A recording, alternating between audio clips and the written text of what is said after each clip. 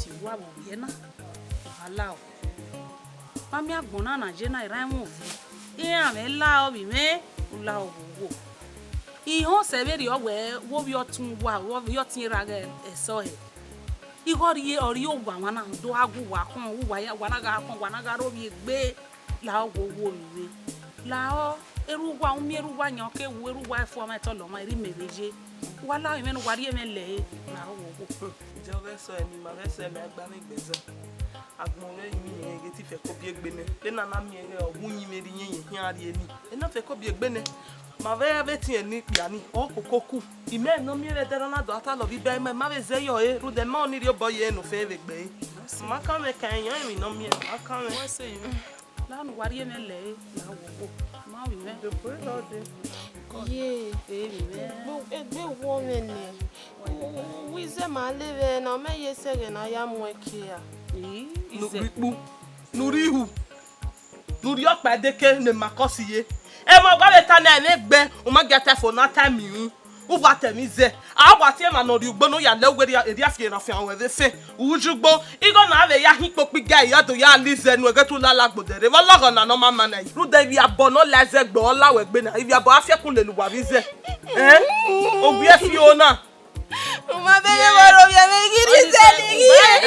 wo ze no na me maka mu were ma ge ke ni ze ni ke ni ma ze ni mi yo le na worry wa wa ona ba ya le wo ze una wa ni ze ime Ya ko kere no mweke. Ima ko kere de gbe. gbe ye gbe oki la ni gbe mama na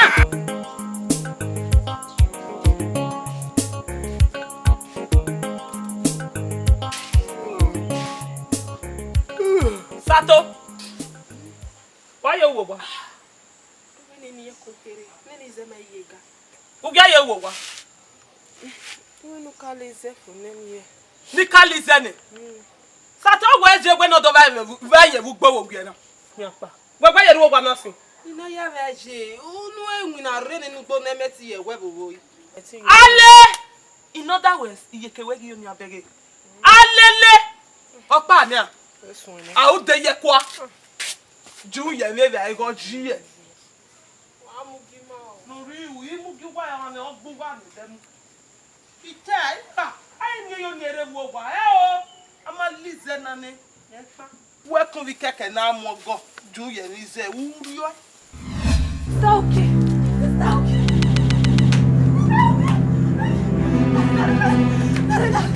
Sunu. Sato moki. Sato baba. Boso no go. Ina do me ye keke me fa o si obe fo. Ye fa mwele ya mwele. Iki e mi no sunu. Bosunu. O si obe fo na wa ri o pi oro wa ri enyaje. Na gwara ni aje wa ro so bebe. Ja!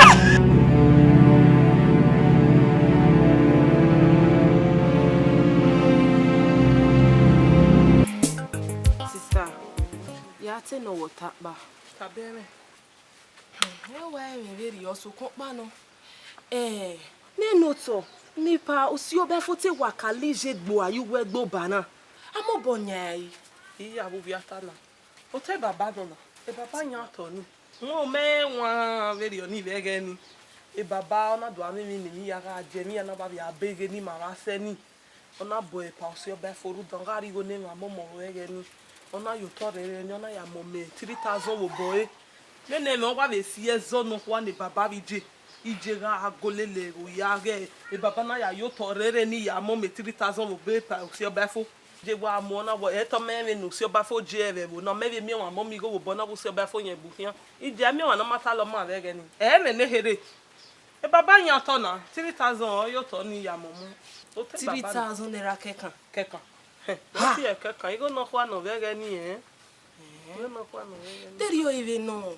Ai wa gwale ni go na ri egie. Ari egie na. Owe. No mi na zima bo. Na ri 3000 ge. O dewo. Mari go gi e baba ya gwede. Eno si oba fo be ni e be hin mese ni yan yen me on vi te doge. O li dara wi go gbe. Mama mi go bo ya. ena na miega baba yun here nene go ije hin tere yun ya yo egwe nene go te va hin ya saba va hin va ya gwede Emeti ewe o igo ge no ari ene sister no mi na zima bo de tori gbeje wa yuwe gbo we deri onia agaro je iga abeg ari ene o gbeje wa ade ba me 3000 na ya kale je wo o ye kale je de ze kale egi mi kale begbe ibade na ere de wa ton ere de wa ton igba mo igba mo ere de wa ton igba mo be ni de ma na je me eri ami o ma ba gbon ge o no sunu e ya so wa ya rigo nu e nule be mu gije bo gusi mi gbe we ni gba ya so wa de yan ya fi pon wori e de ke ni rie ogusi obefo e mo to na mi no gba lowo o mi o ime be mo gbe kon e ni se yero wisi mi egbe a me do ogu do fe wa ye bu ipa osi obefo ari o wa je be ya ka lo o ka le me ugwe o ka lo me o meme a si ebe osi obefo e no so befo na ma osi obefo no keke na ogba o da ma ze vi etion e yogiri yen vi ma adi ma mi ame ve ni ma so hian o ma e oru don gege ba mi fo ma hin ya ta mo se befo ge we no na si me ve na ya be ta me ke na gbo bi ogbeje o mi me gbe ajobo ya le ve gije lele me ito bolo sister ni se ni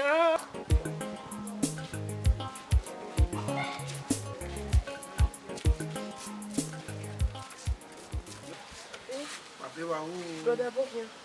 Both here, brother. We are here. Oh, yes, sir. I will see. We here, we here. Uzanga. Ije me when mo be oni. Ya nera be ni ije me je. En yo kala gbo no e be ni gbe gije. Okay. Oko. Huh? No we ma gbagui. Obi e bo ari obi e bo da. Obi ya me be se ma ni me be do no be ni gbe gije. Huh? Ofo le ku esusu. Ibe ni me do no be ni gbe gije. Gay, ita mawe. Emi ro pa na sugun da je ni. Ku gbe kera wa hin agbe o. Ruda mama ko wa David ro pa. O wa hin agbe o. O me se be ri oni e ra re na yon to boy re. Okay. Amanya wa ya we se. O ko ni ra me wu e logi me nu ya wa wa. Omo wese. Ruda na ya mi ere akali je ne yugu gbo na. Me me gbe ni yeri ogwera ko da no yogi je lele no ya newe wo gwisi mi gbe. Osi me yo ni ma wo gi ma hian. Idobere de. Foge ne mata. Huh? Era me masema. Amare yeye. Oma.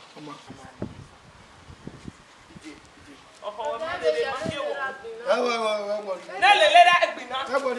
Ona sasa ya we gbina. Ukiaga. Ne ya lelera egbina. Ama lelera egbina. Dera no hian lele gbina, lelera me gbina. Wugwe gravia ije me no gbe mara. Ona sasa ya we gbina. We no lelera egbina, we ni agbele gbo a. Ina kalu bijwa o enu nu we ya so na mi wo mi na igwo ma gun wa ayo boya tono me ruda wo mi gwo emi no sunu wa mi emi nu gwo lo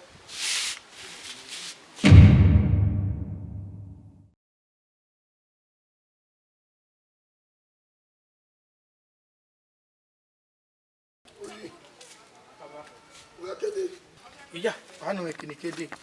Oze nu gbe yuto. Ebe ya gbe. Odo wuki ekede. Owa wuki. Ake wodo. E baba ri ku wegbegbe a. Ore de loki. Ko benu ya kaluku ni. Mo be jonu be ya ge ni gbe je, mo be bon ogbe ni no kin ayeye. Baba so wo we ba si ewegbe na di we ya si ese ko e. Do ani ku pa. Baba wo me ku kun. Emeteno. Eno se mama ti se yo we. E ma gbon ta wunu. Ndo won mi agbu eni. Inu de bono mana eri e ba won mi na agbu eni. Emi mi nu we de ken. Eri ka e. Me kon. Idogbo ere de. Ege ase a en no kon. Le ba se ba. O ka o afi. O fi ni kiri. O ke ki afi. O fi no kwa. Agbo ma ba mi o ma. Egwa iro gidi gan ni obo na. We mi tabo na. Wo kon na. Yes o. Ube agbo we. Ube agbo we so tete ba ni ni. Mo gbo ba mi mo bi agbo me ba ni me. Eyan agbo me ba mi me. Oma. Wona. Emi we yan agbo we ba. E wa la ro edogbo de we ma fi nenia. Uto ta wan ukino bo we na kini pin. E wa la ro. La gwanu ya ri e ba e. Edogbo ri arun mu da e. Won mo gbo e. Ya la wa. Itane ya must to la wa ya you man. He may regret where me ma you go be myself. Eh no we bi we. Ge ni ama we me call pa. No fe go ara kun. We e run de mu wo ka ke no ra mi. We Ide ma gba le ra be. Abi no be nu gbe je me be pie gba mo be ri han. Wa o wa ma so. Wa ko la le la. Ona yera na se ni. Uko nenu khu ni mesini na u gwa mesini ejo te ya mu le gbe ari yin.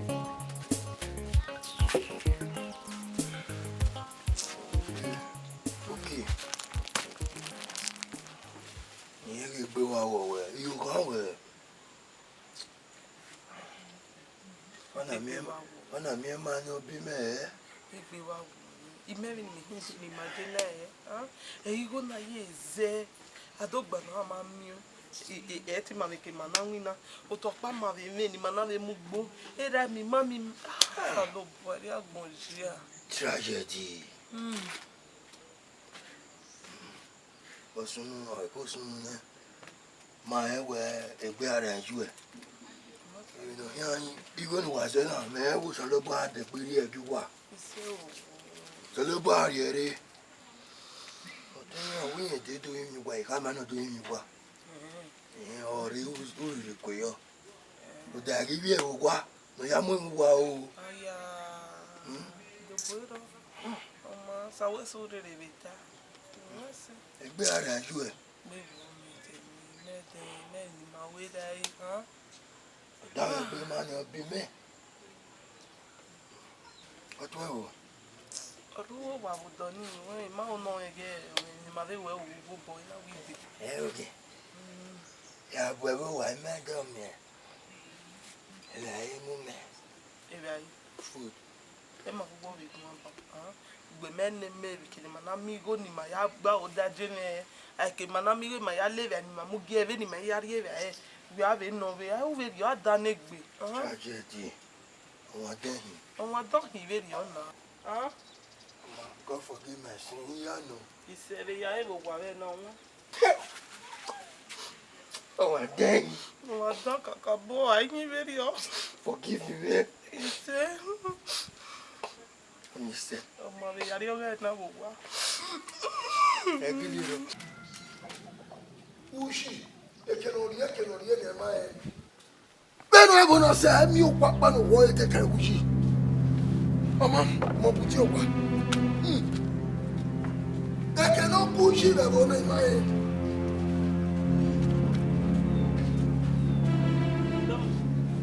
Akonyo.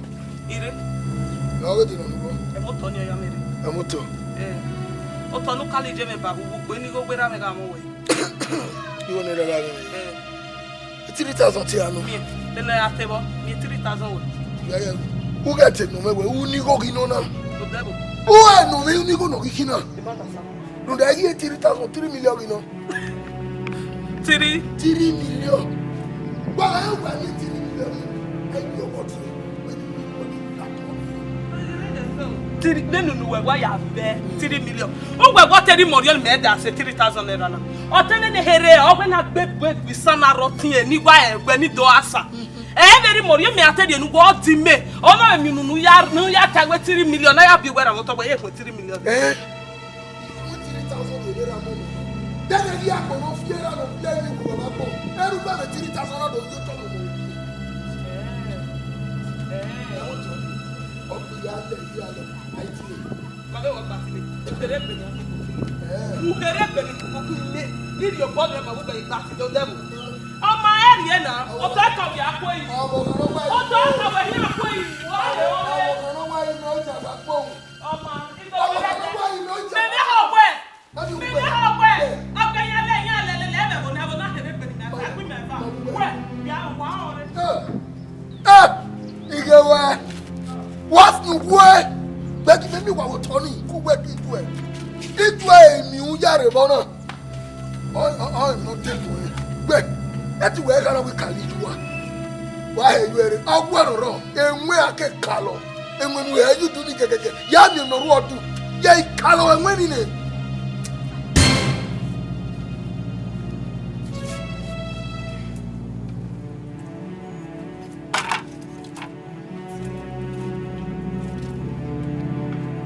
make it so. You rema. Sister Oremi. Irene make it so. E pe pa osi oba fo e te gbe wa po mi. E ni here. Iso wo si oba fo. Ina wo we ra make ewu. Oye o to ya mo we 3000. Nyenene 3000 soto anima. Ogwege ni no. Ege ni o to ni 3000 be na iwa de na 3 million. Mi abi 3 million. Hey! 3 million. E no si oba fo gba lo pa me mo to ni o mi. O eme na o e go me me. Ina via o da e be bona. Ya via o da e. Iri etia. E no gba lo be mo to ni o mi o e. Water mi me go ni se water. Wọ́n water mi me go ni se ni gbere ìwọ agboya e be bona go me me. Agboya e go me me. Sister Oni se nu la wo jere wi je yo yeru ro wi sinyegbe. Oye sister. Ti mi azo evi yo we na ya ti o ezo we ogo kegbe. O ki ama se no kegbe mi na do no ota. Ni ana ota mi na we e se veri o. Ogo kagbe. O kagbe mi o te negbe ni. Ọmọ mi ajoge ni no kagbe ma se ti igun ye ni na. Ogbeyan ale lile. Usi obe fo yin eme na. O no wa si me ve kekan mi ave se ti ve gbe ne. Oni se ni oni se. Me wo gba 3000 ade no te mo ve. Oh, ipo. Oh, si o be fo mi ya mi ra gbon yi. Agora, é minha coisa, eu tô ali. E ela me olha. O que vou dizer? Eu! Ele já veio. Olha que ele vai. Nem o que é? Nem vai se vai. O que vou dizer? E a boa, o toque me. Não é? Me mande macanca muawe. O toneiro vai aí, meu amigo, né? O povo é. Acabou? Ni me watani. Olha que me meta. Aya me viabo, abi ni ya rovie me. O que vou dizer? Aya me viabo, ya rovie ma gbon tero be ma gbon ku yo wa. Baba, oni no we ukiwo bije. Iyan na ro mi we. Aya me viabo wa. Ya rovie me sa. Ya rovie me. Iya kwa mi we. Imeje ya di certificate psychiatric. When he has egbe. Baba, we pass igbe, we kodure. Mami ya no ena. Baba, mami ya no. Baba la o gba ide. Ani me ra go. Ikwe. Ai na tell me. Go back na me. E tu fani ale jo to o ba so yin aya ga e.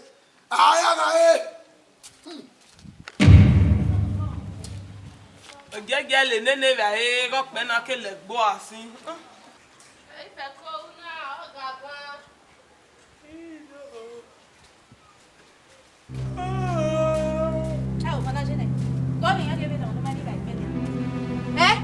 Uki. Ohama muwe ri ma gbegbe. Wa ya ho gugba ya do. Kuwa kotwe. Ya ho gugba ya do. Ohama gugba. Wa na filu nu gba no mama. Akuwa no mama. Wa na file egbera mi. Wa na nwere merobie. Ohamu gwa. Wa megi pie kana o. Ohamu gwa. Sato. Lare. Ti ya na gbegbe. Na ye gari. Bo ya mi de ma ko no wege to akpe mo ya. Iye ki sense le. Ru da mi ri ti aba so ma ja ni ya. Ya we ni le to bo we ku we ku. Uwa so ari owa. Ima ku ene na mi ege ki on ko ya no na me yo do se we to te na titi. Be ni ge we na ma akpe mo. Una igun agba to la se. Ye ifian we you turn the slippers walk so wa he we ku. Ekwe mu gbe. Ana wati la tan do. E mata sister. Lare o le kwe mu na wala la o. Ohama moriri ma gbe ku owe. Una ri owe ra ka, una ri owe isu enele. Una ajo we ma do amwe po dotere wa mi ma gbon yi. Abio. Do ba no bie woni na tu la moku. Wa mi ma gbon yi. Erelu wo ma gba. Ene we sobo. Ke wa o ma la be na mo ma gbodo. Ati mi we ro vie. That one loud. Iga. Lare. Wori oyin. Dem ro we gbe. Wa mu ke yan mu eke a.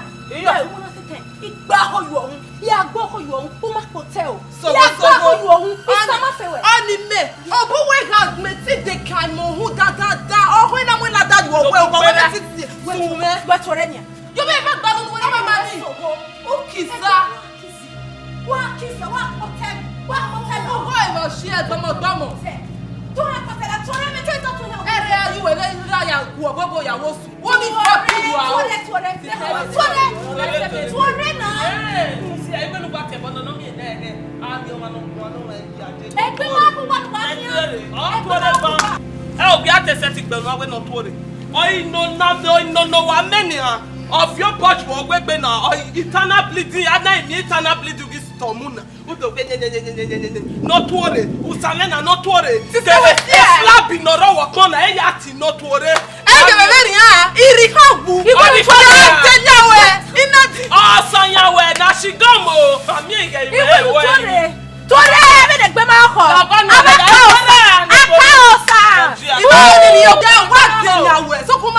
London Bridge is for leader.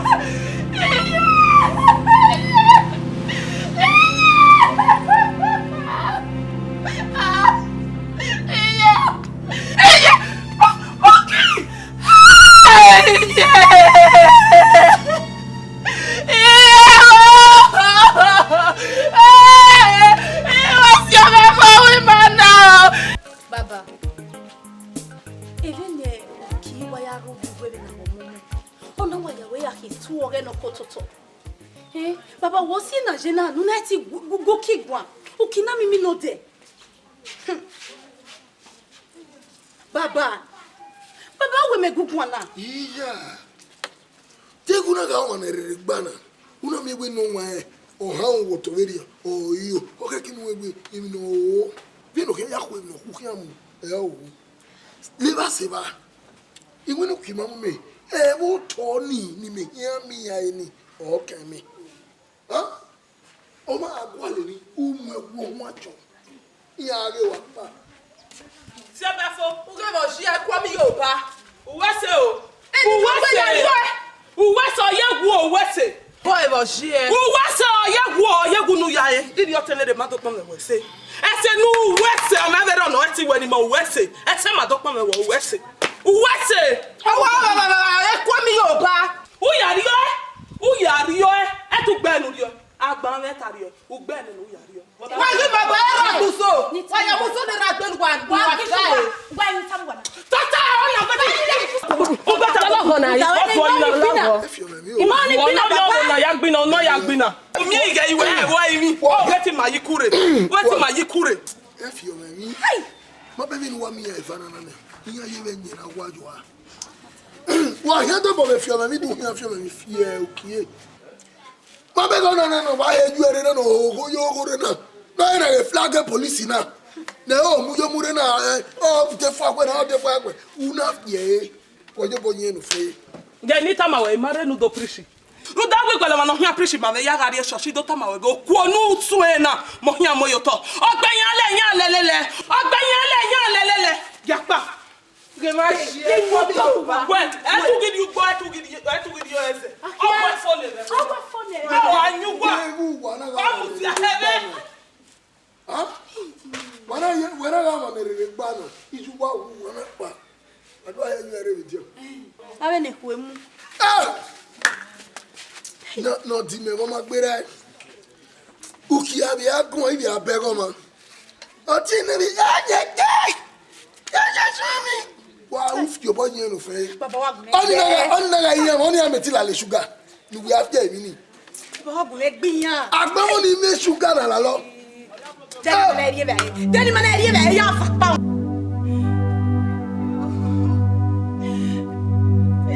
Iya.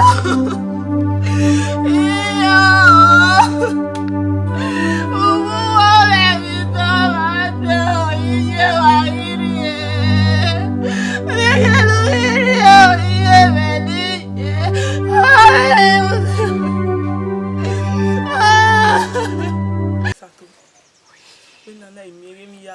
ni anana vai here.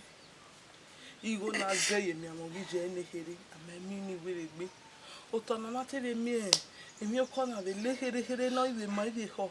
Abi mi ve abi de ke bari. O si oba phone o mi me. What's no? Akoyo. What's no? When he said yeah. You know what you want no issue no now. We are very sorry. We are sorry. We are sorry. Livasiva. Where I had told him at time where Obama. You know where you do come by a motor. Do tononi hin. Motor ni ni ruwa ya mo mi wo borin. Boss mu dai ko wori o le nege o nu fe ni ma boss mu. Okay, can we motor ni jawa la gbo me fo to de no. Hey no. Emi wa re do kam wo na nu wala o nu wa ni me fi o la o to ni. Ugwe. Nu wa ge la ba. Ewe ni do kam wa. Ni me fi ugwe la to ni. O baby ya no ye sunu na. Ugbe na me ba me motor ni, ugbe je me ba me motor ni. Ni me. Ewa. Okay. Okay. Okay.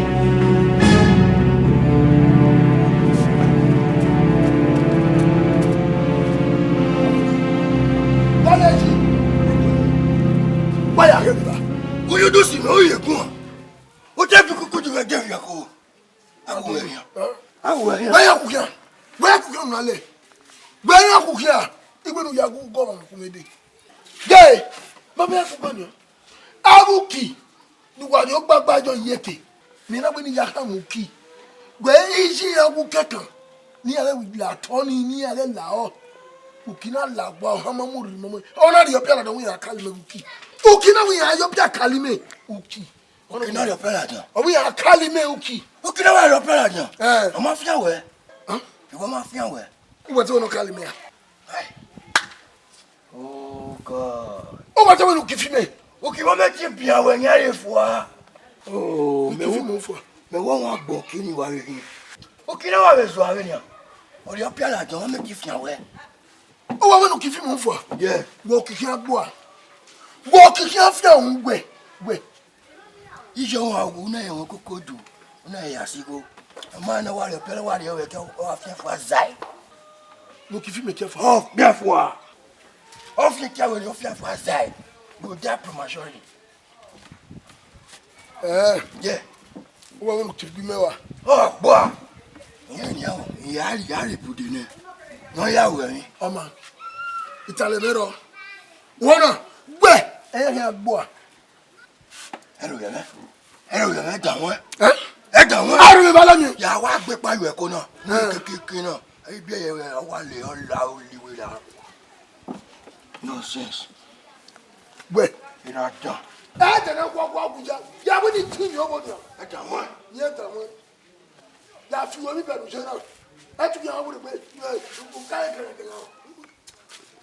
we no ipa wo ije me awon no ya ton no no ya ku o me wo kun le ku o ye ki awon me kun ne o we ko o ye ki awon me kun ne o ge gi me ami ni awe wa ye wa so poko agbe yo ya o de we so ton ne o gbe ne o de we so ton ne e we wa o ge baba we ogwe no e de na gwa ku tabuja o ma we na ye ko ye be na o ye lu bania ko ye re o ye yepo yeah ana pa so we agbai de ga na mi egbe me to bi me ti me be ye na ya bi o mo la de hospital ye ka we ta fi o we ye o ki ye re o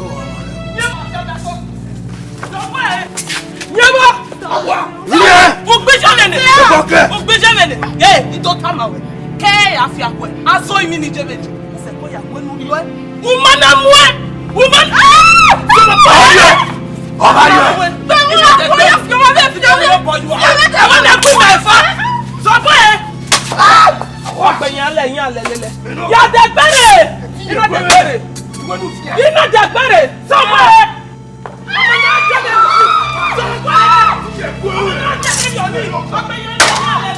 Hey!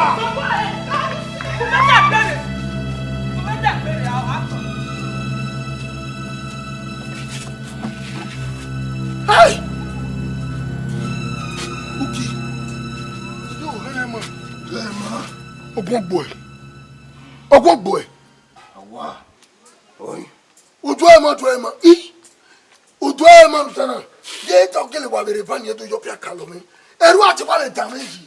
Koi. Ena we meji. Ye we meji. Ni na we meji na ya we no. Eni da we ji bo kimye. E ti gwe we. Isi ga gele. O kome onuro. Ewo. O fi an kun yi fo. O fi me kun yi fo. O man. When we di meji ko gunu gudo gbe ni. Gbe. Era pe owu gudu egbe. Egbe ogugu ero ya pe ju egbe. Awa. Gbe. Awa. Well up.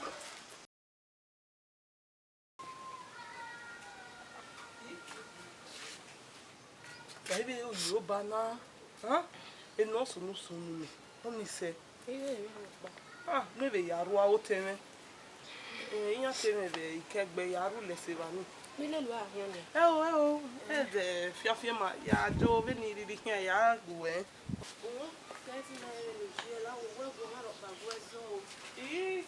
Le la ba geze ya se ba ya guwe ri ari. Ya so ite bamba. Sister, why you here? Mi here. Wa mi be no ka gbe logu si oba fo e. Ni mata. Iyan ro bi agbo taro bi agbo wi. E bora gbon re ni yan ko re ya yan e. Iye yo ye ri. Emi here ni ima be gbon ri ba ya won popo. Won yan we e do te yan wa mi no gbon no me gi ata ri ba ya gi yan. Yin na gele ro yo e. Sa we ya yu we ma go even. Ima gbe na. Awete me gbe na we na ga le mere na maybe tin ya hin jisri gi mo ru. Ima be gbon ri ba ya gi yan ina wa won popo.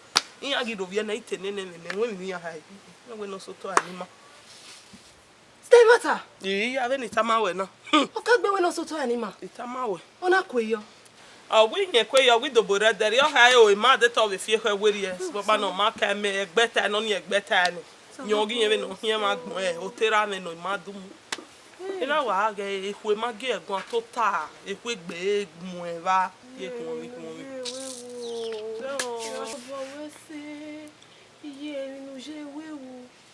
Na wa ge wa mi ona do ye fie tene ma ge eta ina we se ba phone te you go you know ye ka ye fi lo gbegbe bi wa ya pa gbe si e na we do ta ma we no we do aso wo wa ta ma wo o to so bo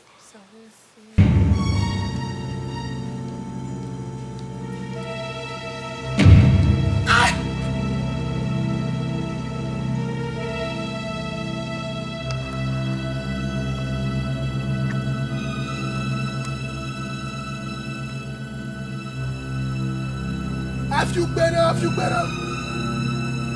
Baba, I don't feel better than that.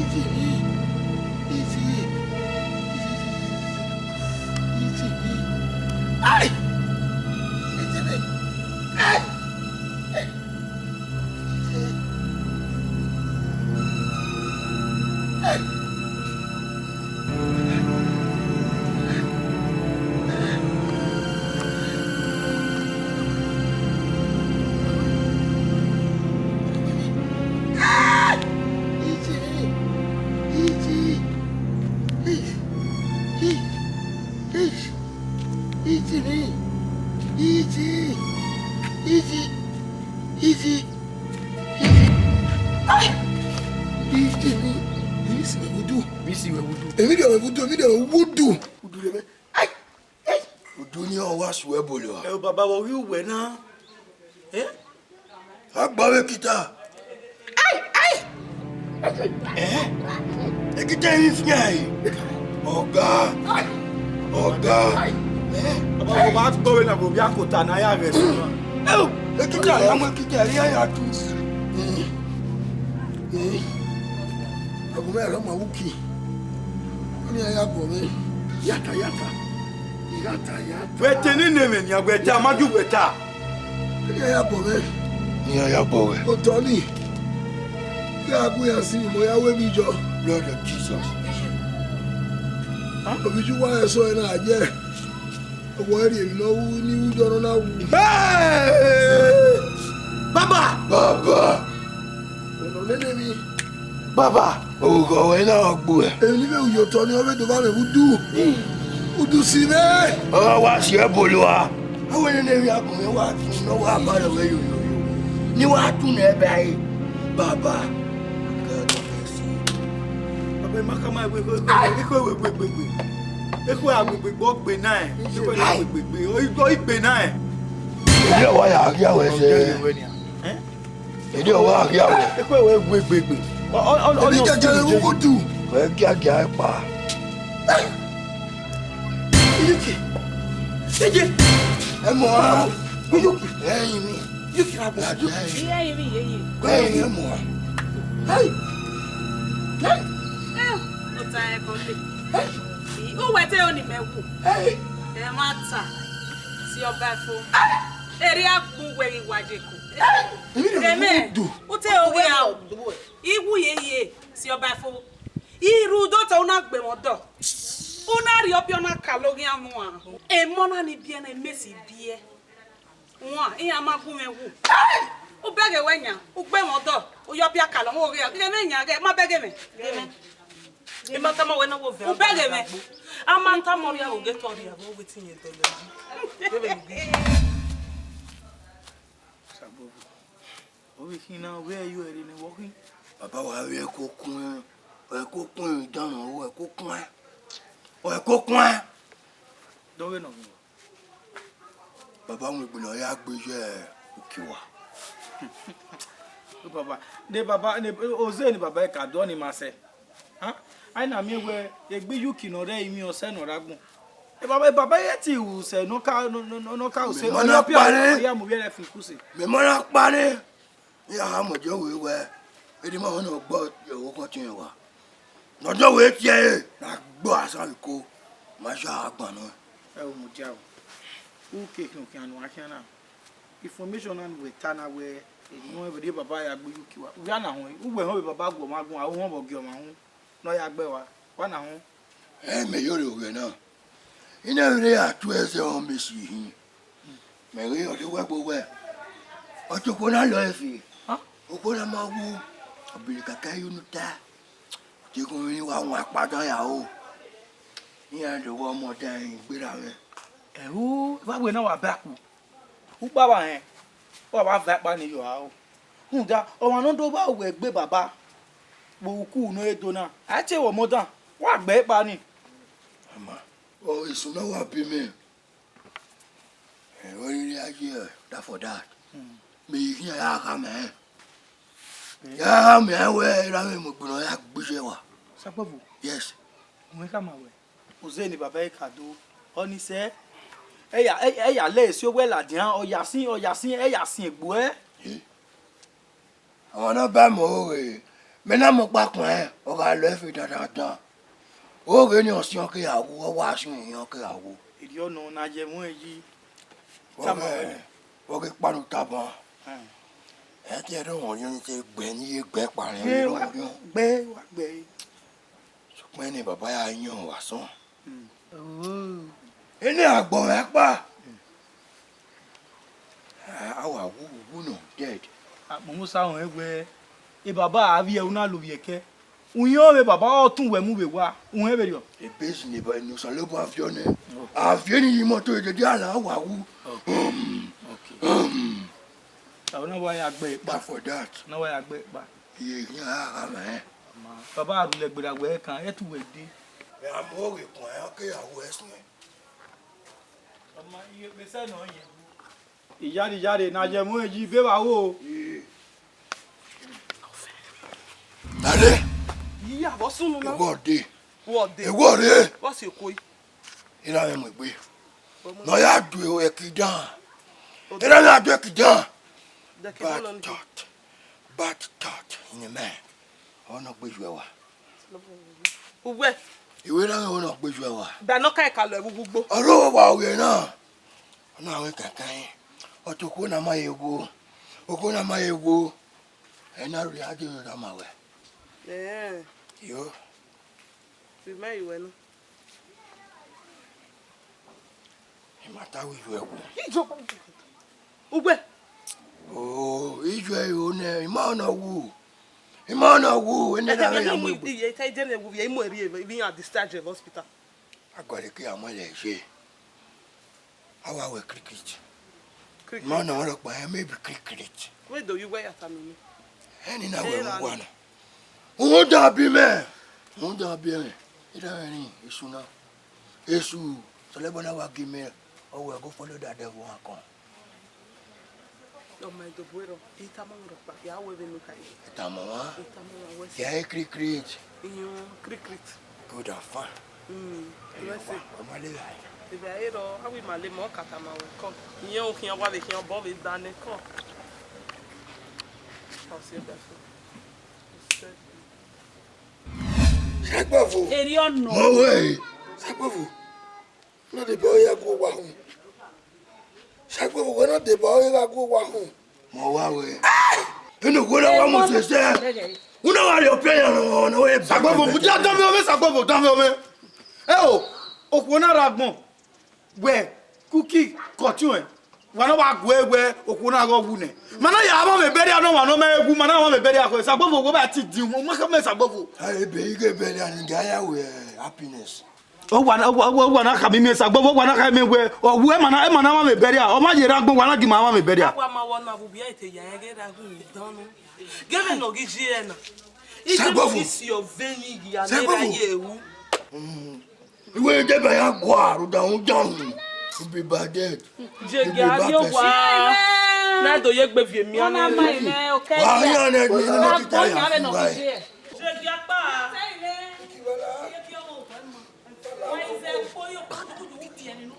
La wa ke we ko wa wa. Oh, you kieze de gbogbo. O ba wu me gbo kokon ni me gbe kita ni. Ima ya siefu a. Ima ya siefu. O tu se mi no ka je. O tu se mi no ka je.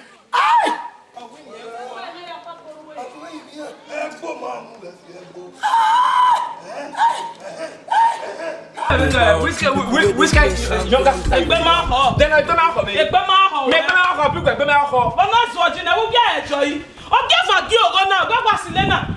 Ana ibo ti. Me pa mi begwe. Me pa mi begwe. Wa go Wa na me buna. Wa go ji Ya pa wanare. Ogbe. You will leave this house we are pa wanare. We ma get senior son make him wana. Na o senior son be senior son. Okay, there be last born. O we zuo. Nipa yo ware no. Ya gbe ni gi abeyi. Fẹ́lẹ́ nu ebìnrin ẹ pa èdè ọgbà yàrá dé ẹ pa èdè ọgbà yàrá dé. Ọ̀pọ̀tọ̀ ìgbẹ̀yọ̀ rẹ̀.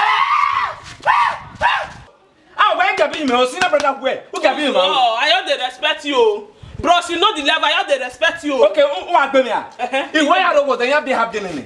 You are still dragging this house with me. Oh, what? Your thing not This guy don't know my plan. This guy don't know my plan. If you know my plan, you know say one day you come up for this house. Yeah, I go tell the gba no gbe to bugbe get disgrace we in the family now. Ba me unemi umwemi hia aya che gbobia. Igbi na ro le la wa eri wa ya gbe ya. I can go here. Okay, you want you want fight me? You want fight me? Oh yeah, let me over. Ah, Jesus Christ. Osaloba wa se le gbo le gbe mana gba nu e. If the men ya take you e. O me na gbe wa se te pa do fi yan la. Koi. Kinado se. Kinado se wori na. Ni de se be gogo gi yeke. Do we ya mi go go setting gogo. Biono. Ki mi we izogie. Okin mata. Mata. Valeu. Iwa zege ya wo ma warunda mekini fere mapana. E mi ko ni ari ni. Uwe. Zeva me. Kunari. O me ko no ari e yogwa ne zeva me. Yedo. Sa wese o, udazi wese. Ai me mi ko no me mu we mu eti wo wa fa ya hon la. E ma ta mi oko ne. Yedo. Hey, iwawa o. Ije oko ni ya. Te gbe no kere ma ti e. Festus ati Festus. Ah, what? Festus. What e? Festus. Abeti oko Festus ya. We ho yan ati Sylvester. Spopa no mi oko ri wa. Ni yan ba, ni yan akori obodo. Ah. Siya. Me no weje we be ri na nyan. Enira na Magdalene. Magdalene. Festus Magdalene. Yedo. Agbona ma balance. No balance. Igogo nu e o. Ma on e wo tun yan obodo. No iwa ogite no ro na ekinada si. Mwe bino wo kameji egbe no kiri. Yan zo. Wo wa we ni no stay no vie la passage o ko ni no ro bo no pa. Unda eva ni wo kameji yan stay vi o park ire ne. Ogbe. No. Yeah, okoti venere magba no ri o ma le gba no wo han we. Ogbe va zona to the craze. Adu ma give me okwo nu ri e di ogbo anegbe ma be okwo ve nu je me ire ni re ni yeru mi mere. Gbe ga ro gbo eyan aro gi yen. Couple of the year. Ogwa we couples go. Me do azu of the passage de magba no. Danu gbe gugu be. Bros, I just respect you. No fuck with me o. I see wele lo togbe. Gagi fie mi nwa ge gagi fie. What mami oje? What's your name? What? What be your name? Your pikin palm me. Ogo we gbon. For me. Your pikin palm me. Got here what ya lo ana. Your pikin palm me. Da we ni we ni Ase yo gagi fie enu eje ya wuri ya. O he tu we. What's your name? Your pikin palm me again. Enu no mu eri aga bego de. Amodi. Ase yo What's your name? Na we gbai. Eme mo wa be tu pa mu na. Kan iwe yare Ghana. No me press wa zama. Wa azu be ma wa do anyanye gbe. Palm me. Iwe ya collect. No we Bitcoin no here to see here to. Wa do azu be ma na wa ta lo. Palm me. Yeah, je ni tama we. Ku gwa ke hia. Mwe go kame e gwa le nya na ji yokogwa. Ya pikin palm me. Na ji yokogwa. U paki u wa be paki lele. O gwa ya gwa le root rent ya she de o da use an kwe odo. Gwa ya gwa le root rent gwa fa paki yogwa na re. Oju gwa o ja kin toilet. E ba na o ga na yi. Usuo. The pan for check. We gbako no ari ne wa ga han nu ri oku ene nu ri oku ise. Eru mi we na ogbu yan ogbu awo bi. Wa ya kun ere. Ba ya ra to ogbu a. Ese yo be mo emere. God ji o de na la boki e shi si. Bie mu e.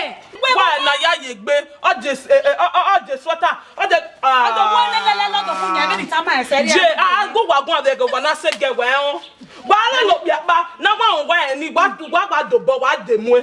O pe sage no miss na hina. O ko na fi yo. Amen no yamo. Era pa fi yo. Ana sage ra ni. Egbe ma bi mi na. Ana balance. Ya ye sage. Ama clear. Ara pa fi yo ma pa eva me no mo ko ti eri a o. Ime mi no mo eri a yo mo bo wa mo na. Ede ni wa bie ji.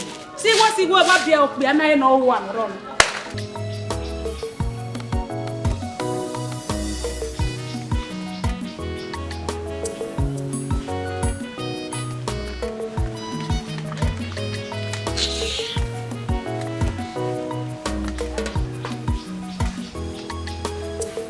That's last. They see Ghana where I mean no wa come in one because idiot of one.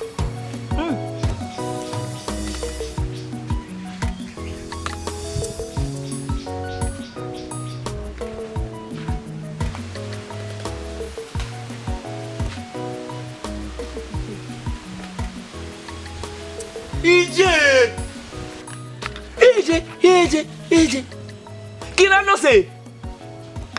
say. Ode agbon we nia. Kina na so de agbon we. Uga igba ni gogo esiga na no esi apu.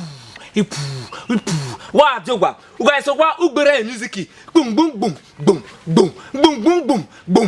Akakere nu mu ogbera me boto. Kogwe wa ya sota ugegbe oko me ugegbe okije ugegbe oko ba no rokwa. Kina na say Okoti ge ni sama we. Veni whatever now ege ya talo. As I dey here so head bon bro. Head carry load, my head full. Everywhere don't know for my side. La wo go ekinado se Emma. Who set it total no me bebe 1 hour. Oh gari we dey kenide. You fit just try me you avoid me. That wo wari koke dey o. what's an erere when I move here? Oh, on a gbonu go where we do. Kinade so na gbonu go ya we do kinade say. When the agbere is go agbere siga akwase akogwe ba ya sota ona go ya we do. Okote. Hell, when no say na wonu park. Run de siga na no sina. Run de siga na no ya iri obo kan so wa na Festus. No do my na ya siga ya ga be boy ya ga be vason adoje igoge siga gbe mu. Me na wo funto. Owe. Kinade say. Oni me na po wen me koke speaker you won. Ega ya ni me ya po won we ya gbe, o gbe vi ogbe yo toro gbe so wa ze gbegbe gbo fa no no we ugbe so ko aya gba me won we. Bro, why you not feel respect yourself? Yeah, take it where you know it they be before nah. Awa when are your boy ye sorry when they me meji yeah take it where man. Why you go pa be now where you get respect. Go back to where na kan ye ramugbo. Go back to where. What's no when I tell you here? What's no when I tell you here kinada say? What's the when I tell you here? Okote. Obo come Festus say no way. Egbege okowe okene no wo kan. Obo come Festus say no way. When ga we senior brother wa ya ge we. Na me just the child they come down they follow you. Ya take you walk the left and that slippers. Unu me eta we manana na ite come ba. Unu yeta na take come ba. Ya take you we. The no matter. Auto vote the no matter. Kinade say? Ya wan race ga you a oba. Okay, you want brand me? Brand me. What brand out? You want brand my eye? Brand down. Brand my eye. Well, we benunu. How? Kinade say? But who yourself can we Festus? See maybe the no we. Obo can we Festus ya no way. We made them you where such a big slippers no come where was very on in the man left keke the rat. Where you got certain be slippers go. Who jealous we are talking to just live in era who see era no man neck be. Who do talo do you know where hoy. Kote wa pa bi ni to bo me gbagbe. Obo kan le Festus ya no way. Who your man we try no respectable. Kinade say? Ni gbagbe awa to bo we pa. Oye hun mi. Ni gbagbe a. Boji owo ni Sylvester Benard Njoku go ye yin. Iye ti wa so mo boy re nenu wa. Egbe ho me, edokere we ni do relax. Iye se ni aye. Ya so avia oda wa na wa me na exhibit no go wa to tayo wa. Awa anyi wa bade.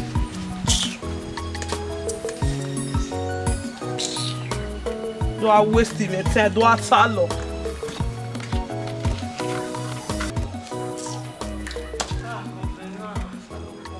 Why you are alive for me with you? Fire news at the boy. I don't want you to look at me as a stranger. I don't want to tell somebody like just another nigga. That's why I be there will be no me. That's why I say I don't want you to look at me like a stranger. Boom. I don't want you to tell somebody that that's the next nigga.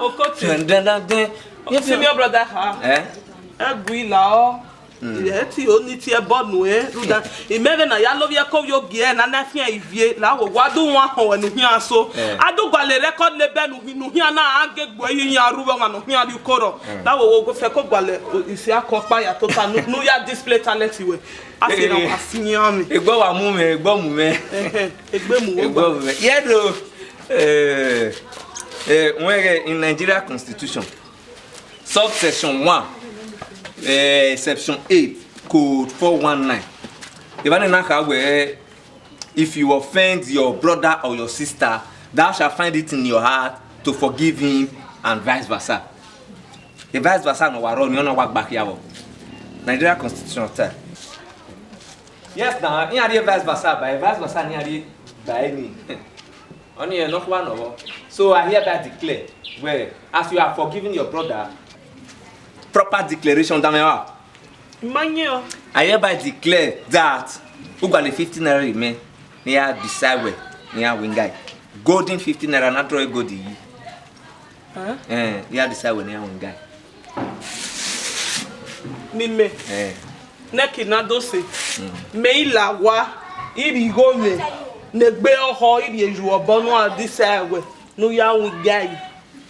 No wi uwe to tayo wa ume wi nu e da iwa gbewe wa jesli fu ya talking e mi o nu 12 igwe na uwa lele ya we buyan ni ari go nu e ma kan make a session in no set you wa session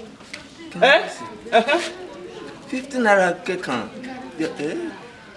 no way 50 naira ya won me gbe me awin guy 15 naira kekan agugo ege 15 naira kekan no wi ara mo e bo wa ni Obi aga mo ewo wa ni the problem oni kekan agwa ge kekan no bi aga mo ewo wa na there problem dey na don't boss be that emi me expect na re eni me expect no me na re no eni me expect na re ba bi o ma gbe ni ala emi no expect me re wa wu yo to no na expect me ogwe hwan yo to amewe oyiga bi gore udo ari go noro ogwe gi sexy fo wa genetic uje black jeans udo asio sahian ogwe wa danye ba kin address o ma gbe na bu jouer na la wowo senior bro la wowo si ke jouer ma bi e de omo dion si ke jouer iye ti do be mu eje ogugwe ba ogi me e manage me beje na I dey manage we o we ro awa kin address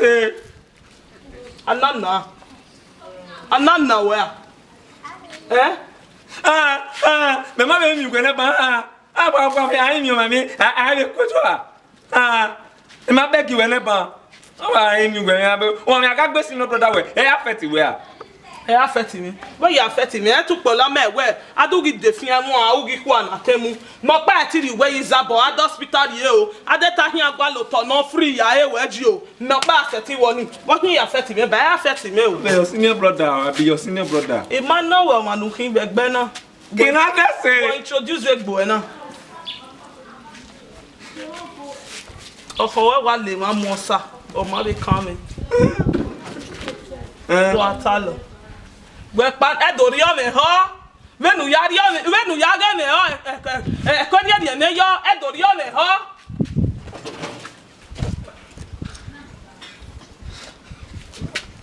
koti si kodo koti ina kan biju akon akon we amana lele mo we ge meneki ogbubi ni a pe ki body wo abaze we dia ze no so wa ne rugu ado azu abo da wa gbon Gume mi na mi we so na ba me 15 naira. Cut a scotter. Why you want that? He make a coffee but he make na so e be o. I called them. I was around 5 p.m. Settled those boys, Emeka, Osaze, and Okina. 15 million. 15 million, una. They were all happy. And later they go. The next day morning, una, you can't believe what happened. Emeka and Osaze come with rugged eyes. Okay, no rugged. Oga money, ego, telling me that the 15 million naira I gave to them was a vanishing money. Insult or injury. I said, Igbo man. I said, what? And then later tell me that this morning they wake up, money disappear. Just like that. I said, okay, just we will investigate from there. Let me call the police. You know now, you know as police friends. I said, okay, first and foremost, where is Okina? Okina. He said, Okina. Disappear. Where is the money? Disappear. I said, Emeka, you that I trained for 6 good years. Una, you can understand those copies now. You don't know how to keep money, or you don't know how money moves with their legs. Okina is not to be found, money is not going to be found. That is now we now later conclude that Okina took the money and ran away from me. Hey! The boss. Iyokina. Iya you have nata. Mama, I can't back here. Onion, no cake was here. Iyoji. La, A.k.a no Uwadiae. Insulting me. Hello, Demi Magui. Hello, Demi Magui. Oh, wow, magnetic. Where's it? Thank you very much. Inside that 15 million, how much be my brother inside? 5 million naira. 5 million. Good 1 million naira. 5 million. Verona. Okay. 5 million cost me mugwe. Verona. Okay, neno kinabonia. Neno kinabonia. Iyokina. Mi gbe kakoto. Ekpa. Oh, ga de Verona ekpa. Ekpa wa de Verona. Ni take easy. Then I can good 6 years. 6 years old. Or 5 million. Okay, now we have 5 million. Go no. Ekpa. Oh, what day? Ekpa. Oh, what day? He continue. Continue. My brother, gentlemen, Una, you know where I'm coming from is very far. I have to take my leave here to East.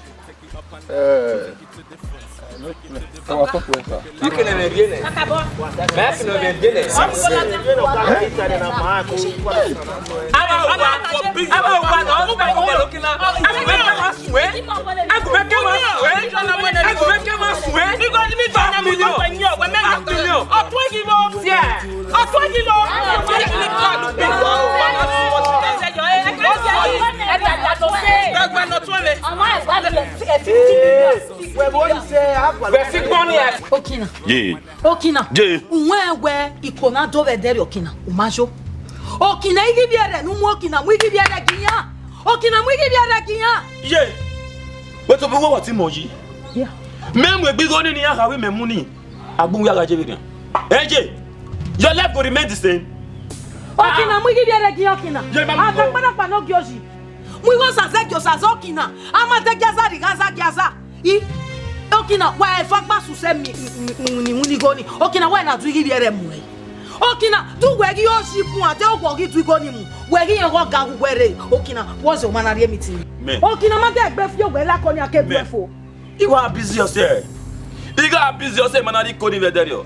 Iye ge deti medico ni a mata. Ya toge ne vege ni je. Anu temo be la mamugo. Okina egugwo mwigo. Onka we be no gawe yata. Wo momo no egugwo mwigo ni. Weto bo ti moji na. Ochi wo yiwa lami.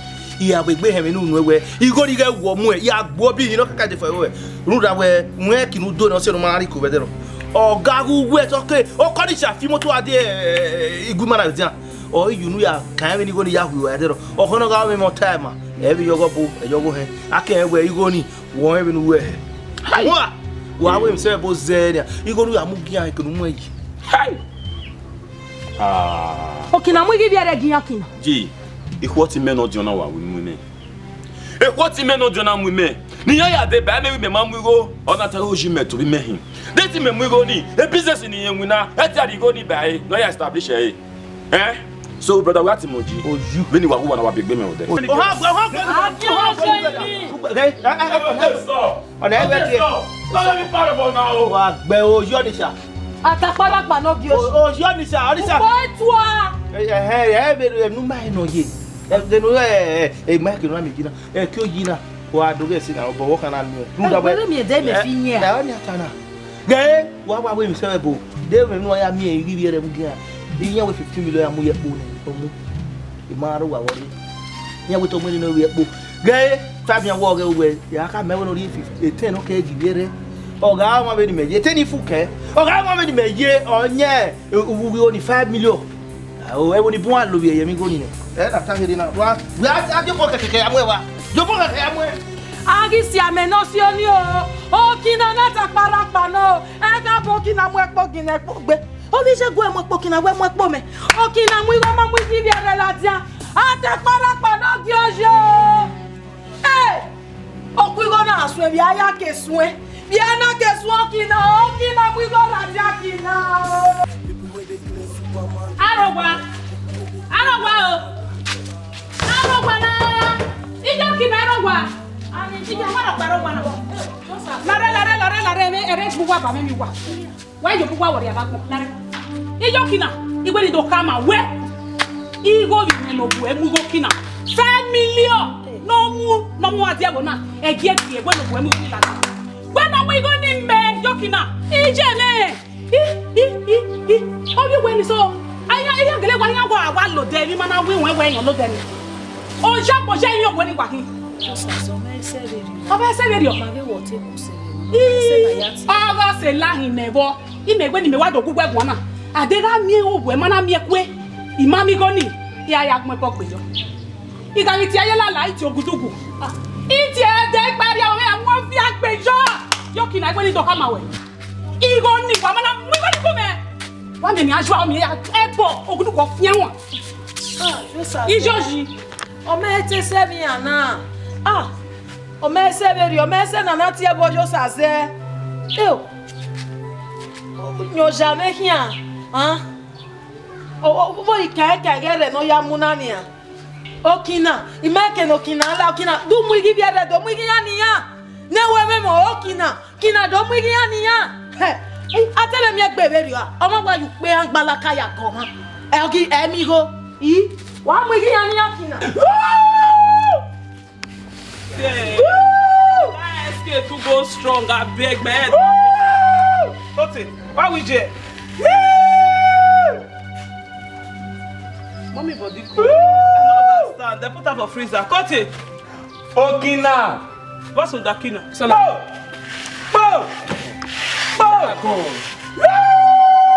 Oh my God. Okay, Nana.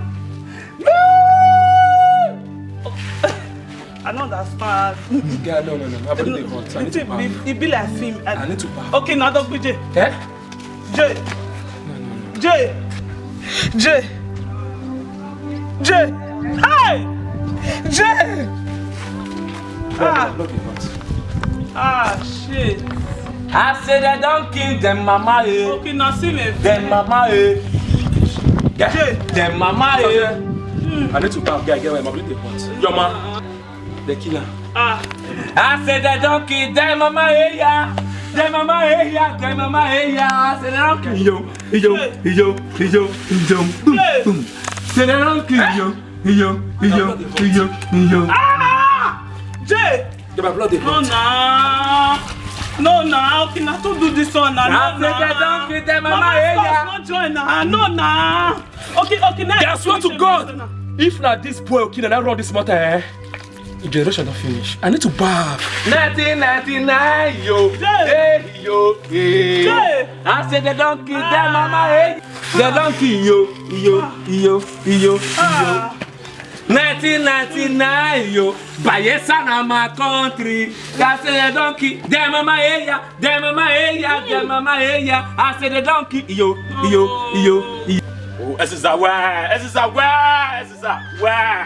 Eziza Iwadiae where are you like can you want to just as there or what you know what book no one back Eziza where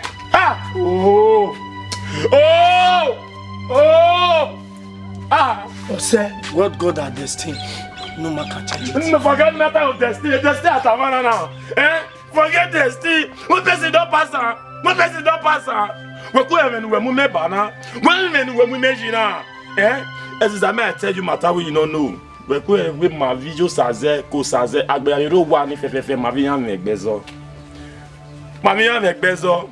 Ge na ogbu for my. Oh! Relax. Gay. Ti magari va una ya gbon wa. Bet osunu ne obo ya ba trigger.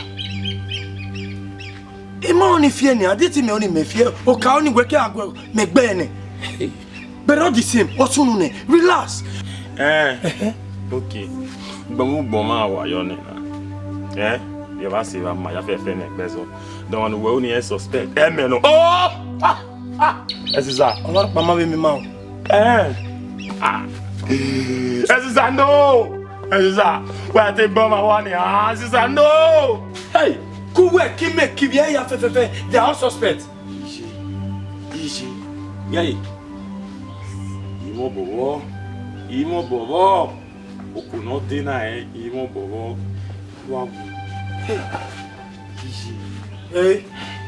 Relax. Okoni avere ma be ko. Gay. I was as a Kakawoti, and I want to go out with my Uwadiae at your way. He didn't have your way. As is a white Fiania, as is an oh! Sabe, we are not going in there. But to where they or to where everyone will lose guard. Never say, I'm a what's up. He may hear see me say, Nije, you know where you came a Kennedy. He go out by your lele. Or return dog a ipapalo magbo when he jamun or ruko here. He go na ya lele. He make a guerrero. Ah, see me say, you would Jenny, who don't who say ye. Ibieka wa then I go pay isa. Ba go nyagana when I go pay isa. I mo take me ya bije wa. I mo tam gwa. Oh well.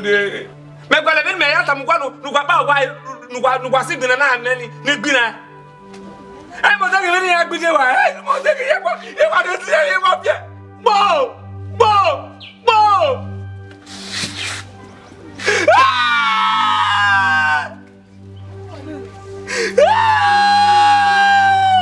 Go down and say, "Eki mo evi lu awe boda, ya karo kuba kege. Mo evi na ya gwe wo bono fimi na bobu mi."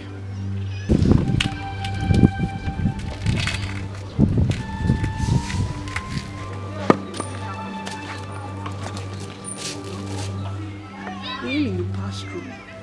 Spokane me he go go zero to enough. Again I boda we. Ebe mo yori onge wo si wu no gbije. Never say wa. Nebe yen. Yo bogbewe ti e dan we wije na. I ma kan si mi o sege nije. I mama na set le si mi o sege nije zevi vie. E for copy de no ni ma zevi vie. Igwe na e sa gya ya peto wire. Saze. E lose gadi. Ye query, any yam. You know where you could. I'm your telling. My guy, now your eye go sharpen because it be like say it don't happen. No shaking, nothing they happen. Nobody want that, but they want go happen. Bam ya. They see people. Yeah.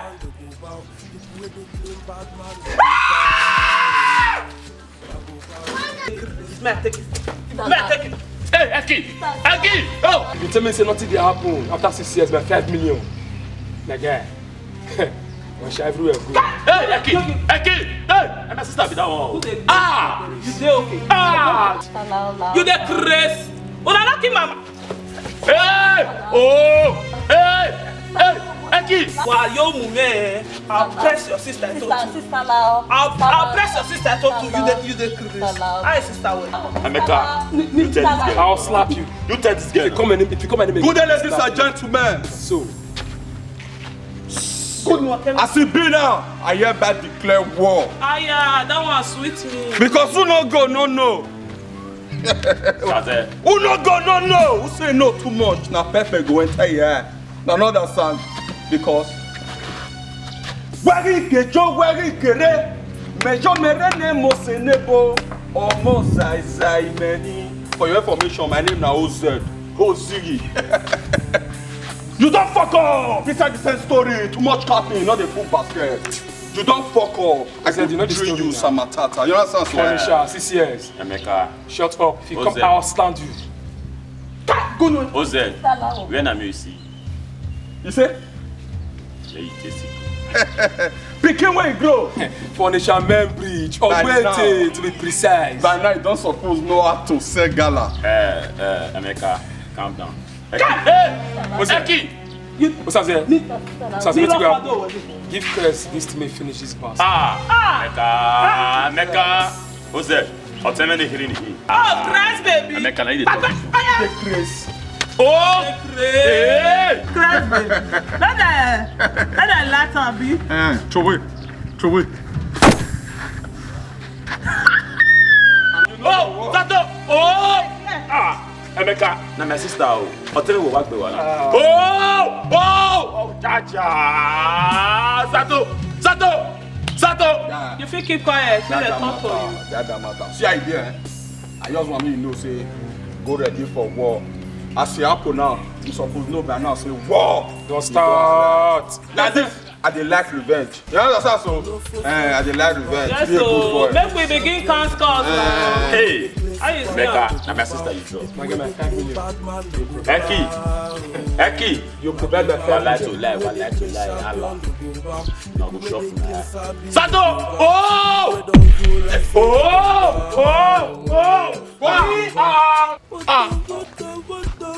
Sister! What it is? You don't kill my sister! Who bought a nigga on my way, sister? Sister, I tell my way, be better than you. When do I be your sister? Uma! You can't let them kill my sister. When my way going on here, my sister dead body. Then my husband!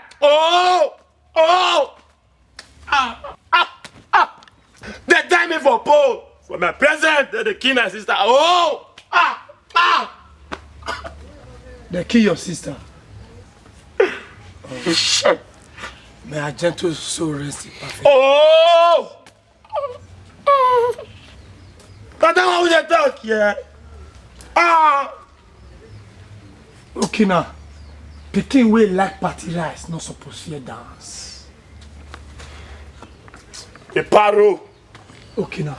And the paro. Relax. Relax. They kill your sister. We gonna take them one by one. One by one. Sir, Blood. I said Peking wey like party rice not supposed to dance. Blood. Now me and sister, they talk. Saze, maybe I not dey hear me when I talk. I don't fit tell una say who dey see front, not dey see back. You dey hear me so? So this one when I call they do like this now. I know say now me they give una two so. But all these two know you me say it don't correct. You never really complete as you see all the tools. You need to add join. Now that one they call plus. Add plus say. You dey hear once you do spiritual join, that time you call the see front and back. You need to go do something. Applause now. Because if they do front, another person they do back. But when you they do front and back, it means say you sabi do. Because spiritual now they control physical. You dey hear me? So as I deal with you like this now, because I deal with you. Not just say I deal with you, I deal around you. Who dey around you matter. So I dey like deal with you so because I know say you dey fight for your right. And I know they give my tools to people when they fight wrongly. Not only those when they fight, they just fight. Because I be just fellow. So I go give una the link. I go show you the way. But for now, I dey come. My guy, I swear to God, we'll find our team any which way. And we'll get time anyhow, anywhere, any day. I wanna talk to those niggas. Fake niggas with them damn smiles. Some of them are gold diggers. So sweet when things are moving for ya.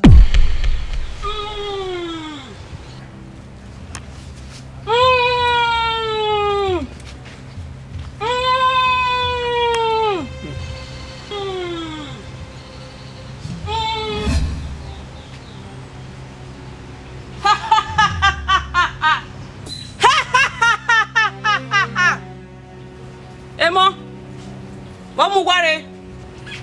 Call you. You know you are talking about it. Or what someone bonye vibe. Emata no vive. Kebi where Oja aya see you. Ti mare ni ma do see no say gele gbe ma. Na do mi akon bi egbo ni.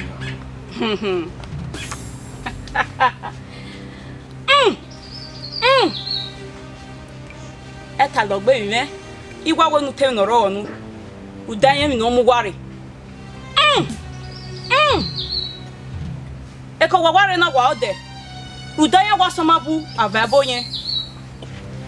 Obo kan yifie kwere ya kwa agwa. Baba nanya. E bibiere. Okaso wa kan onyagbo. Ba so akia wu na baba.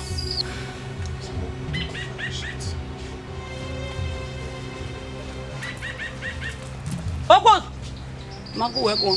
Akewa.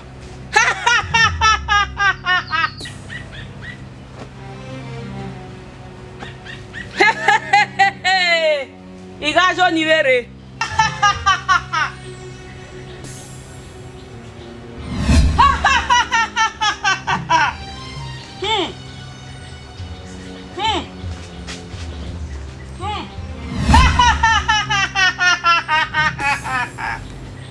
Mawe, asoma bo afabu.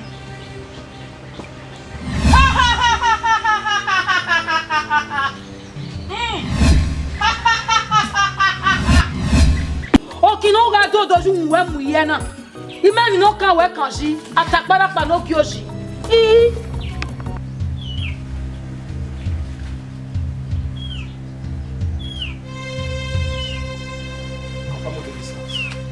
Today na killing day. Any living thing for that house Must go down, including fowl, fly, mosquito will go down. Any living thing for that house. They must go down today. Any living thing for that house. Madam! Man, get you down. And they follow you, they laugh. You still laugh for crest face. I keep the laugh for crest. You shut up. Madam, this kind of time that day, now report he should give you as mama. But you know if you judge, you know if you talk good, you know if you call your pikin, may follow a reason as mama pikin. You don't know the new pattern. Like we say, man, we do child's play. Madam, look the time. Madam, what the time? 2:20. Exactly same time. Same time. Madam, what is a noun? What is a noun? A noun is a name of person, animal, place, or things. Akila. Igba ki eni me crest ati e menen na crest. La menen na crest. Uzo tenekila. Crest. Baba. as usual. Ah, stop now. Yeah, one sheet, the blood no stay. Stop. Hey, it just salon. Ina de gbe ni e ki uluwe. Menya ti e crest. Menen na crest. To keep person dey sweet now. Stop now. Person too dey sweet oh. Stop now. Stop now. It dey sweet me. Killing na my identity. It's sure for you, Baba. It's sure for you. It's sweet me. Many to go. It's sure for you. Basically, remember what we tell Kina say, man, in any which way, anyhow, we must find our money and we must get time. Sure say don't go. Shut in now. Wait, be say the kill mama. It's sure now. I confirm ma. Na my identity. It's sure for you. Not a fair party. Not a Western. Who dey smoke to taste of this respect the dealer now? I know understand.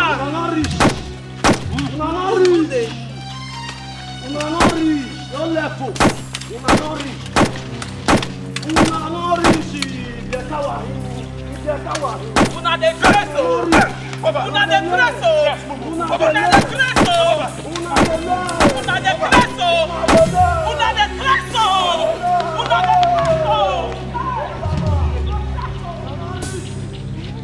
Oh! I don't feel anyone. Oh! Why you waste the bullet, huh? Ah, good. Oh! At the barrel, at the barrel for now. Guy, I don't understand though. Ada, the thing no shock you. Eh? The thing no shock me, bros. If it shock you, but it no shock me. Based on say my voltage, I pass those people. Saze, remember Katamuwe. It's time when we waste some kind of underground waka. All those who carry waka no sunu egbaro kina. Okay, na do ya ave mewe. Oko no we limaga. No cookie madon. Or we lion. It's time we wa we. Give me my information me ata. Okay. Already. Ogoni said he will bring video. That woman she know I be. Except you video more I didn't have now. You know get you know make sense now. Bros, crest no dey lie. I no feel like give you. See, Zigidi, I don't understand someone they say no be this one, no be this one. I know that's what you and Chris they argue about. Yeah, but what did they saw? See, now my sister. She say that woman wey dey enrich for us. Say, nah, she still dey enrich for them Okina. don't understand. Nah, sure matter. The thing sure finish. Okay, the same pot we take cook us, next thing they cook them. Okay, now wait. Also, now question now. Chris, the woman don't die now. No, who kill her? What you call the argue about for? They will go ask the Sumamu confirm Amu know what the sub not want to do next. Shoot okay, no it. I do what we are doing. Apart from that woman, who they run now?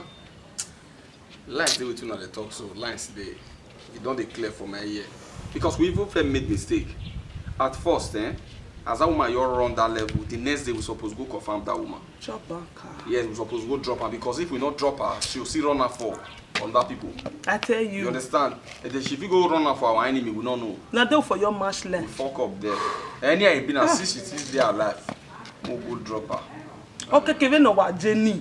Ada if your man law of your pon anyway, where's the cook who ya buenya? We got drop that woman. If not, this party no go end though. If in here, if we go lose, I thought not they die for female. No why yes. Yeah, more is not fast. More is not fast. More is not fast. My blood is hot. My blood is hot. We got mash.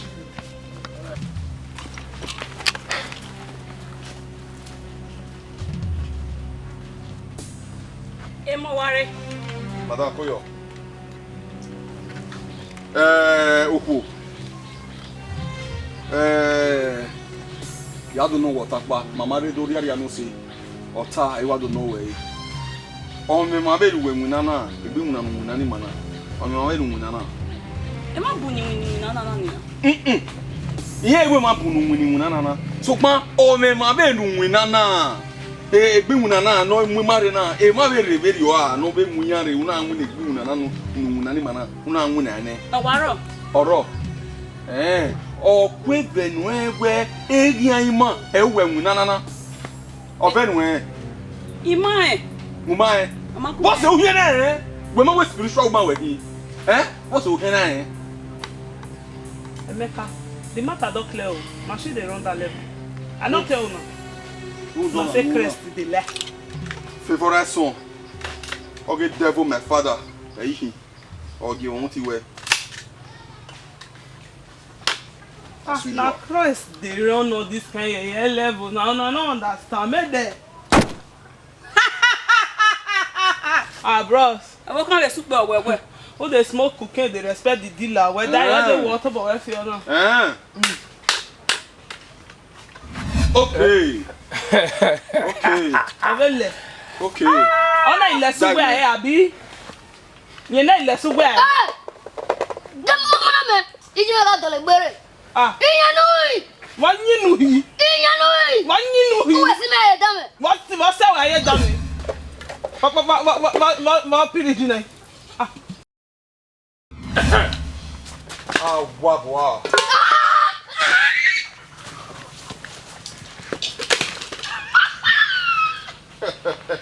You get this one clear.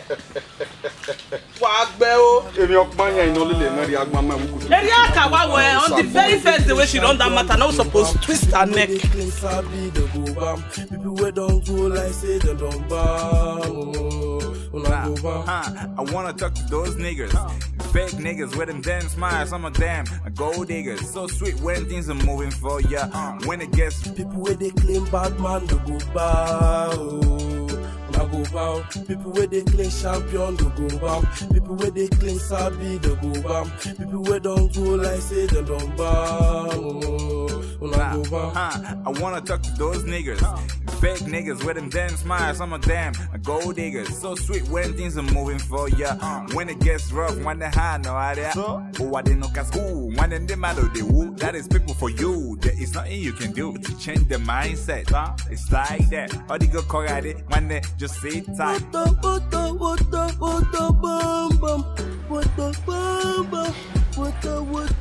You don't read. Unto many matter to carry and say Okenya and the boys they don't come remove my cousin sister. Based on say that one I still stubborn fly. You know the yes sir. I tell her me she not come, say Ria not good. I still tell her me she go out, she says she want do 1 or 2 settlements. She can't forget say she not be lawyer. As it be now, I don't know how it will be. Saze, If the game say who they smoke cocaine supposed to respect the dealer. But at all, we know if we can't lose guard our cousin. Auto say before she comes, she not should cause me say she want enter our kaba. So that we feel let her know say area not clear. We they do bloodbath. But as it don't be like this, we need to go them all go remove her. You understand? Our own blood thick pass water. Now na small thing for us and not to bounce enter there remove our cousin. Who want they shake body? We give her short sleeve. Again now. Ozigi na clear matter be that. We need to find your sister. And we need to do this thing fast. You know as that guy matter be for woman matter. Okay now.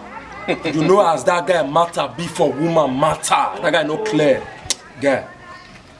We need to run this thing out. Sharp. I be very favorite son to my father, Mr. Devil. Hey, sure. If he send message, I go deliver. Full remain. I beg Crest wants to person today. I want me to keep person today. I beg. So sweet when things are moving for ya. When it gets rough, when the hand no idea. Uwadiae no casco. When the matter they woo. That is people for you. There is nothing you can do to change the mindset. It's like that. All the good call at it. When they just sit tight. See me, I dey flow. See all the girls, see them like in my flow. Oh! Oh! Now to flower. Okay, you say flower something. Pikin wey like party rice. Not supposed to fear dance. Now inside though they smoke cocaine supposed to respect the dealer. I say cocaine aha. Testimony day. Who they do testimony? Party does I don't they. Okay now.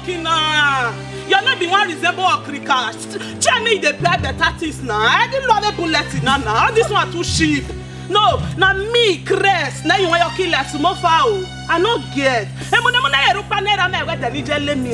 You want just kill me like that? And the paro! If you the paro, And the paro! If you the paro, see tree, then you use your head this time. I paro pass you. Party rice. I paro pass you. Head bomb.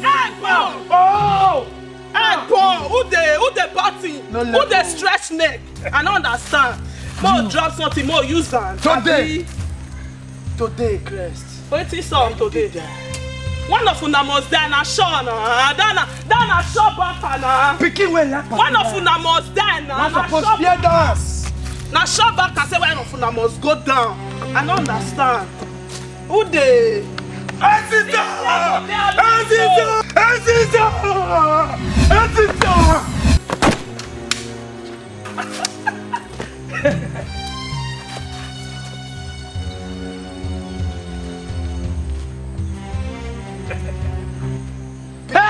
Party rice. Not supposed to fear dance. Hey! Nami! Aziza. So now say your life rich. Rest in peace. Now say your life rich. What will be your name? Crest. Oh wow, and then we already crest your name for fire. Rest. Oh! People where they clean sabi the go bam. People where don't go like say they don't bam. Una go bam.